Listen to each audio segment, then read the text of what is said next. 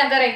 19મી જાન્યુઆરીના મુસ્લિમ સમાજ તેમજ મુસ્લિમ સમાજના અગ્રણીઓ અને આગેવાનો દ્વારા એક મીટિંગ બોલાવવામાં આવી હતી અને તેનો એકમાત્ર ઉદ્દેશ્ય એ હતો કે સમાજમાં ધાર્મિક સમિતિ તેમજ સામાજિક સમિતિની રચના કરવાની છે અને આ રચના કરવામાં આવી હતી। ત્યારે મુસ્લિમ સમાજ કોર કમિટીના કન્વીનર ઇકબાલ જત અને ભુજ શહેરના સામાજિક કાર્યકર મોહમ્મદ લાખા સાથે વાતચીત કરવામાં આવી ત્યારે તેમના દ્વારા જણાવવામાં આવ્યું કે તેઓની સામાજિક સમિતિ અને ધાર્મિક સમિતિમાં વરણી કરવામાં આવી છે અને તેઓ ભુજ શહેરમાં જે પછાત વર્ગના સતાવતા પ્રશ્નો છે જેવા કે ધાર્મિક પ્રશ્ન હોય કે પછી અન્ય કોઈ પણ સામાજિક પ્રશ્ન હોય તેમાં તેઓને પાયાની સુવિધા પહોંચાડવાની હોય કે પછી અન્ય કોઈ પણ કાર્ય હોય તો તેમના દ્વારા પૂરું કરવામાં આવશે અને જરૂર જણાશે તો તેઓ ગાંધી ચિંધ્યા માર્ગે પણ જશે અને સાથે સાથે તેમના દ્વારા એવી ચીમકી પણ ઉચ્ચારવામાં આવી હતી કે જો હવે અમારા કામ નહીં કરવામાં આવે તો શહીદ ભગતસિંહે જે રાહ બતાવ્યો છે તે રાહ પર પણ અમે ચાલવા માટે તૈયાર છીએ તેવું તેમના દ્વારા જણાવવામાં આવ્યું હતું।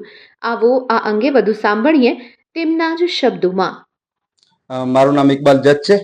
હું મુસ્લિમ કોર કમિટીમાં કન્વીનર તરીકે મારી વરણી થઈ છે। તારીખ 19ના મુસ્લિમ સમાજના જાહેર આમંત્રણને માન આપીને મુસ્લિમ સમાજના આગેવાનોએ સર્વાનુમતે સામાજિક સમિતિ અને ધાર્મિક સમિતિનું વર્ણન કરવામાં આવ્યું છે અને આ લોકોના વિશ્વાસ ઉપર અમે ખરા ઉતરવાનો પૂરેપૂરો પ્રયત્ન કરશું। જેવી રીતે આ કચ્છમાં થઈ રહેલા ધાર્મિક મુદ્દાઓ છે, સામાજિક મુદ્દાઓ છે, જેવી રીતના પછાત વિસ્તારોમાં ગટર પાણી પ્રાથમિક જરૂરિયાતો છે એના માટે લડવાનો પૂરેપૂરો પ્રયત્ન કરશું।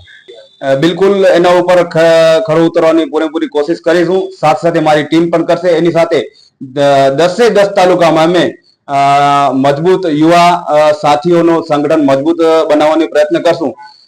તેની સાથે સાથે ત્યાં પાયાની જરૂરિયાતો માટે પણ લડશું।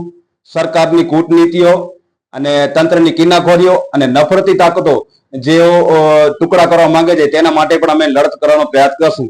તેની સાથે સાથે કે જ્યાં ગટર પાણી અને લાઇનની વ્યવસ્થા નહીં થતી હોય ત્યાં સરકાર સમક્ષ રજૂઆત કરશું અને જરૂર પડે તો ગાંધી ચિંધ્યા માર્ગે નહીં પણ શહીદ ભગતસિંહ રસ્તે અને શહીદ અશફાકુલ્લા ખાન અપનાવ્યા નીતિ ઉપર પણ ચાલવાનો પ્રયત્ન કરશું।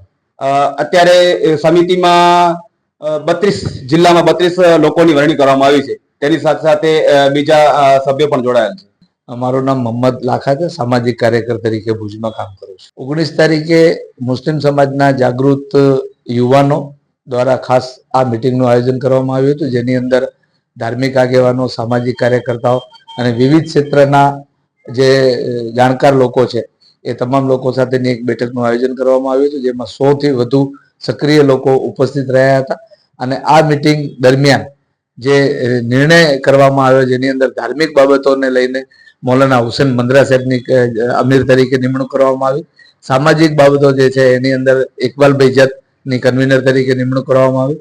સહ કન્વીનર તરીકે મારી નિમણૂક કરવામાં આવી છે અને અત્યારે 32 જણાની એક હંગામી કાર્યકારી સમિતિની નિમણૂક કરવામાં આવી છે। ખાસ કરીને મુસ્લિમ સમાજ સામાજિક રીતે જાગૃત થાય, બંધારણીય અધિકારો બાબતે જાગૃત થાય, આરોગ્યના પ્રશ્નો છે, શિક્ષણના પ્રશ્નો છે કે બીજા અલગ અલગ જે પણ મુદ્દાઓ છે એ મુદ્દાઓમાં મુસ્લિમ સમાજને જાગૃત કરવા માટે તમામ સ્તરેથી પ્રયત્નો કરવામાં આવશે। જવાબદારી છે તો એને નિભાવવા માટેના પૂરેપૂરા પ્રયત્નો કરવામાં આવશે।